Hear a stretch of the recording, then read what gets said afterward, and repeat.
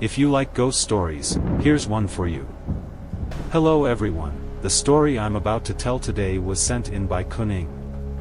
Kuning recounts her personal experiences and what she has heard from others who encountered a female security guard in a house located on the same street as hers. Kuning still lives in her house, but as for the house in this spooky story, no one dares to go near it anymore. Kuning says that her family lived in a large housing development divided into several streets, with varying numbers of houses. Her soi had 10 houses on each side. The house in this story was at the very end of the soi, right next to the project's perimeter wall. Her family consisted of 6 members, her grandmother, father, mother, herself, and 2 younger brothers. The grandmother and children were at home all day, while both parents worked outside the home. They would take turns picking up and dropping off the children at school depending on their schedules. At the time of this story, Kuning was in 11th grade.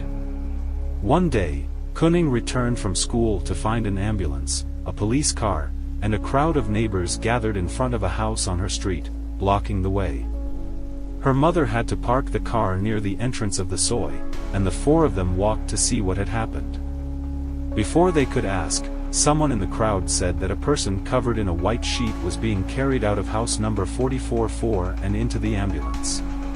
Kunying's middle brother asked, "Didn't we hear P Nid's voice this afternoon?" Kuning shivered, feeling a chill down her spine, as if someone had whispered in her ear, "It was me." Her heart sank to her stomach. Startled by the whisper, she instinctively looked in the direction from which she thought she had heard it. She saw P Nid's face right in front of hers. She gasped, and P Nid's face suddenly vanished. Her mother, noticing her pale face and trembling, thought she was about to faint. Her mother quickly asked the crowd to make way and rushed Kuning home. Once inside, her mother asked her grandmother what had happened at that house. Her grandmother said P Nid had hanged herself on the staircase railing. Kuning was even more shocked because she had just seen P Nid. Kuning explained that P Nid's husband, P Cobb, had just returned from out of town. He had rung the doorbell repeatedly, but no one answered. House number 44 of 4 was located in the middle of the soi. Kuning often saw P Nid alone at home, as P Cobb worked out of town. Kuning had often visited P Nid's house because P Nid frequently made snacks and invited her and her brothers over. On the day of the incident, when no one answered the door, P Cobb assumed P Nid was in the bathroom and let himself in, as the door was unlocked. Upon entering, he was overwhelmed by a strong, foul odor and stepped back outside. He called for P Nid, but there was no response. Sensing something was wrong, he asked a neighbor if they had seen P Nid. The neighbor said they hadn't seen her in 3 to 4 days and assumed she wasn't home. P Cobb invited the neighbor inside. The stench led them to the staircase, where they found P Nid hanging from the railing. Both P Cobb and the neighbor ran out of the house in horror. P Nid's body was bloated, indicating she had been dead for several days. Her tongue was protruding, and her eyes were bulging. The police and rescue services were called. No one knew why P Nid had taken her own life. Kuning didn't tell anyone about seeing P Nid. She just wished for P Nid to rest in peace. P Nid's death was the talk of the village, as it was an unnatural death. After P Nid's death, the atmosphere in the soi changed.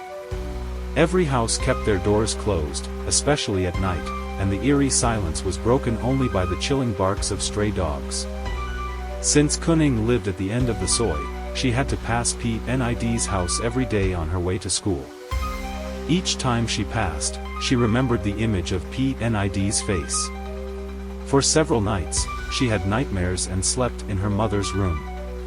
The image of P Nid's face remained vivid in her memory. Even now, there are rumors about P Nid's ghost in the village. Security guards who patrol the village at night on their bicycles have shared stories.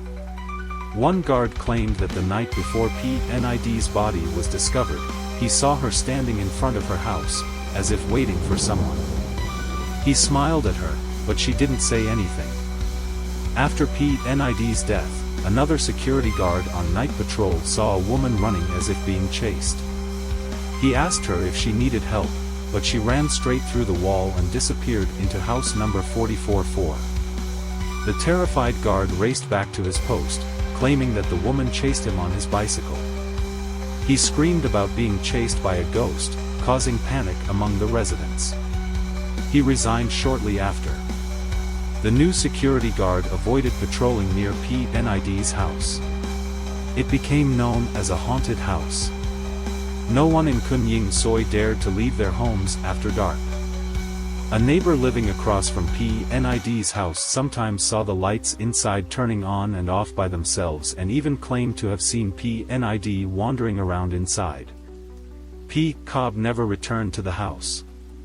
One evening, around 5 p.m., while watering plants in front of her house, Kuning noticed a delivery truck parked in front of P Nid's house. Curious, she watched to see who would dare enter the house. She saw the delivery driver nodding as if talking to someone. She wondered who could be inside.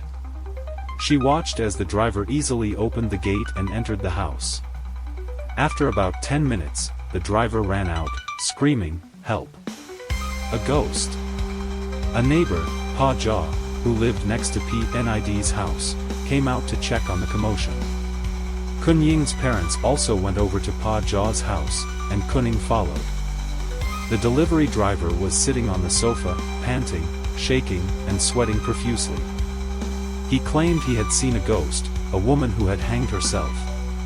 Kuning felt a chill run down her spine and quickly sat between her parents.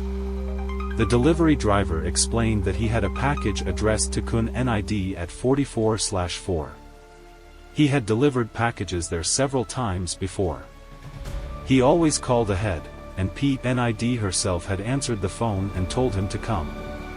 When he arrived and rang the doorbell, he saw P Nid beckoning him inside.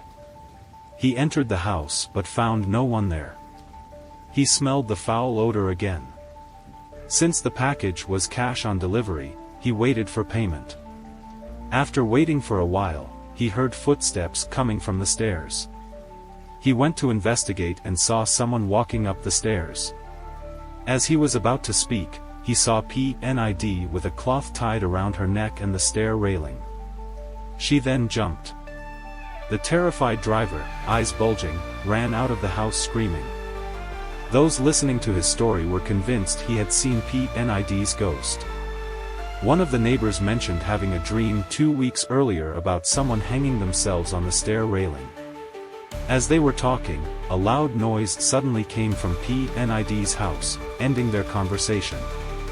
Everyone went home.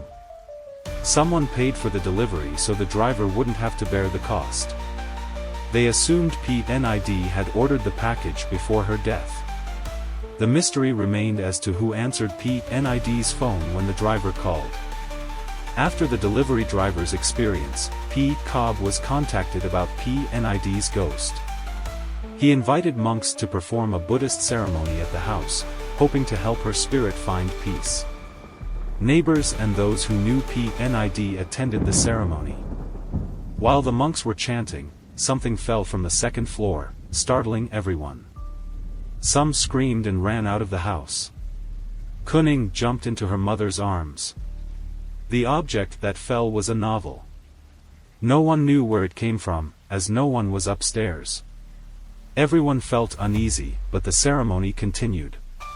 After the chanting, the monks gave a sermon about the cycle of life and death.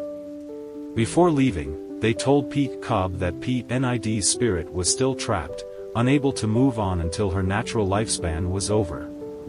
Since then, people have occasionally seen P Nid's ghost wandering inside the house, but these sightings were unintentional, not deliberate hauntings. House number 444 remains abandoned, overgrown with trees and vines, a spooky sight that people avoid. Kuning never saw P Cobb return. And that's the end of the story. If you enjoyed it, please like, share, subscribe, and hit the notification bell for more stories.